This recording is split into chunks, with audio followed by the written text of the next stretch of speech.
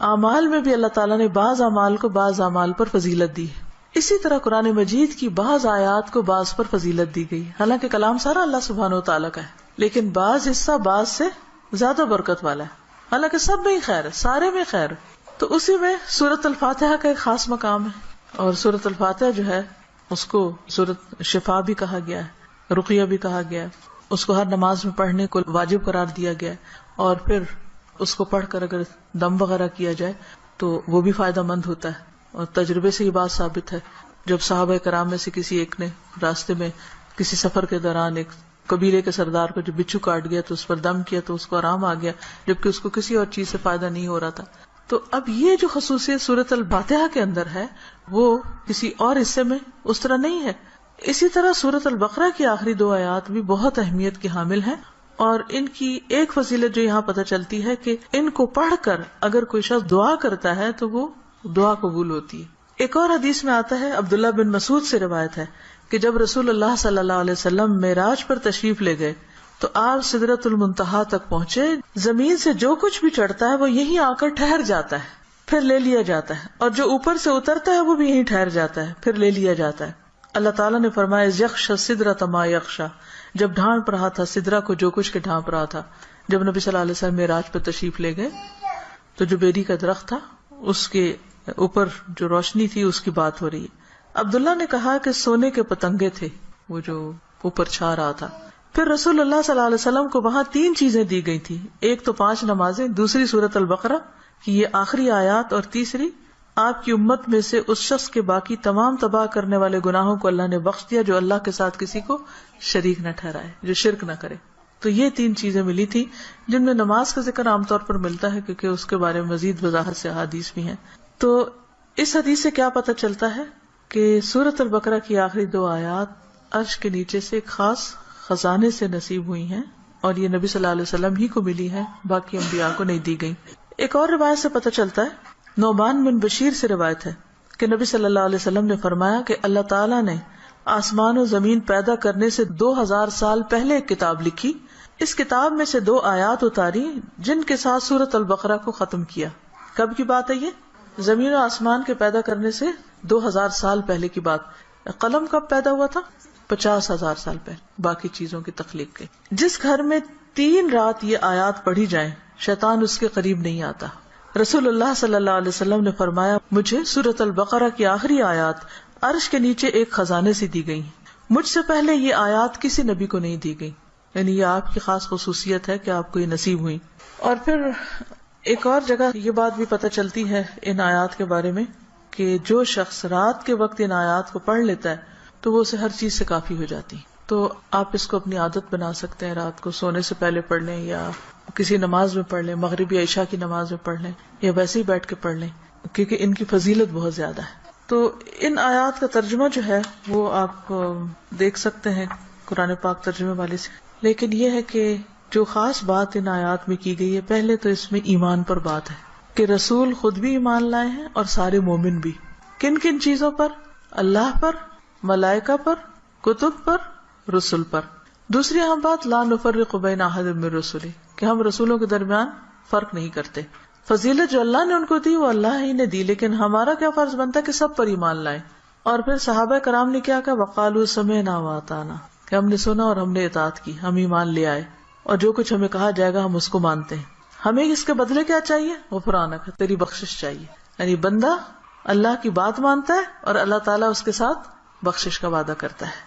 ربنا وإلیک المصیر. اور یہ بخشش کیوں ضروری ہے کہ اللہ تعالیٰ ہم کو معاف کر دے؟ کیونکہ ہم نے اللہ کی طرف پلٹنا ہے، لوٹنا اسی کی طرف، رجوع اسی کی طرف. پھر فرمایا کہ لا یکلف اللہ نفسا الا وسعہا، ہر بندے سے حساب اتنا ہی ہے جتنی وہ استطاعت رکھتا ہے، اسی کا مکلف ہے. اس سے زیادہ اس سے نہیں پوچھا جائے گا، چاہے جسمانی صحت ہو، چاہے مال ہو، چاہے اولاد یا عقل یا کچھ بھی. تو ہر شخص کا حساب اتنا ہی ہے. لہا ما کسبت وعلیہا ما اکتسبت، اسی کو ملے گا جو اس نے نیکیاں کی اور اسی کے ذمہ ہے وبال جو اس نے غلط کام کیے. فائدہ بھی اسی کا اچھے کام کرنے کا اور نقصان بھی اسی کا غلط کام کرنے کا. تو پھر ہم دعا کیا کرتے ہیں، ربنا لا تؤاخذنا ان نسینا او اخطانا، اللہ اگر ہم بھول جائیں یا ہم سے خطا ہو جائے تو تو ہمیں پکڑنا نہیں، مؤاخذہ نہیں کرنا. ربنا ولا تحمل علینا اصرا کما حملته علی الذین من قبلنا، اللہ ہم پر وہ بوجھ نہ ڈالنا جو ہم سے پہلے لوگوں پہ ڈالا، یعنی ان کی شریعتیں جو تھی وہ مشکل تھی، ہماری شریعت بہت آسان ہے.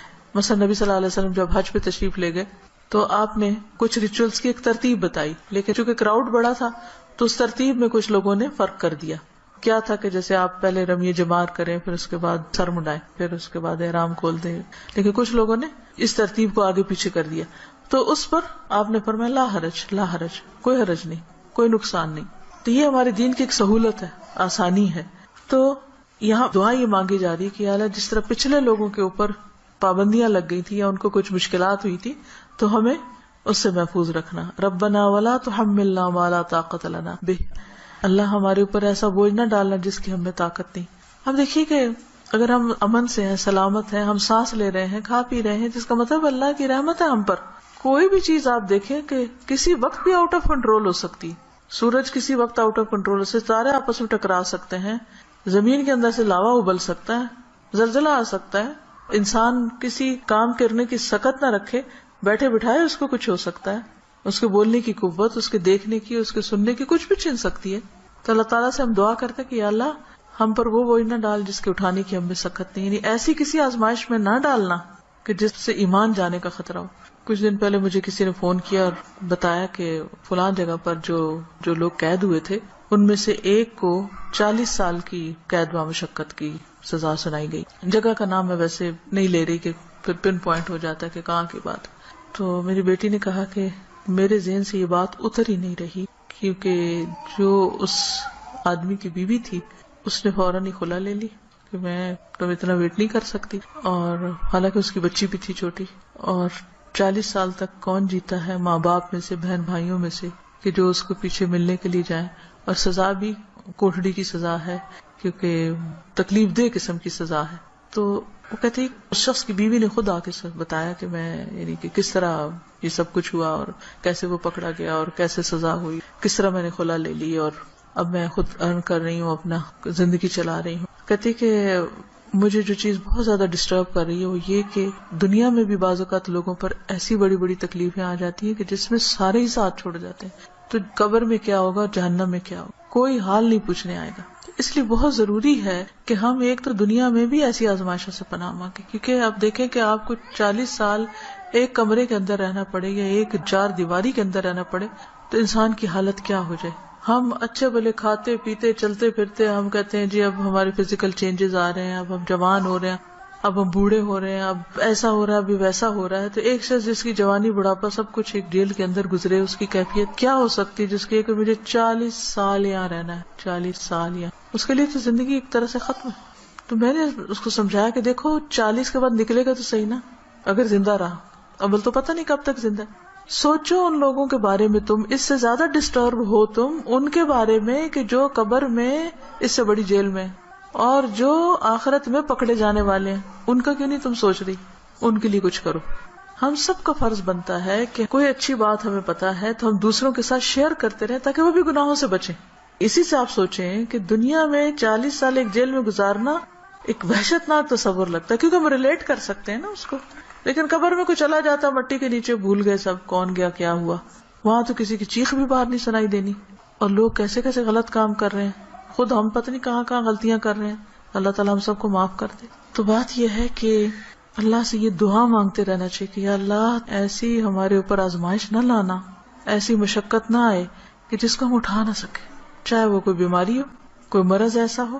آپ دیکھیں کہ بعض بیماریوں میں پین ہوتی ہے، بعض میں تکلیف ہوتی ہے، ناقابل برداشت حد تک تکلیف ہوتی. اس وقت انسان کے لیے صبر کرنا اور اپنے آپ کو کنٹرول میں رکھنا کہ منہ سے کوئی غلط بات نہ نکلے، اور اگر منہ سے تو چھوڑے دماغ میں بھی برا خیال نہ، کیونکہ حدیث میں آتا نا کہ تم اس وقت تک نہ مرو جب تک تمہارا حسن ظن اللہ کے بارے میں نہ ہو.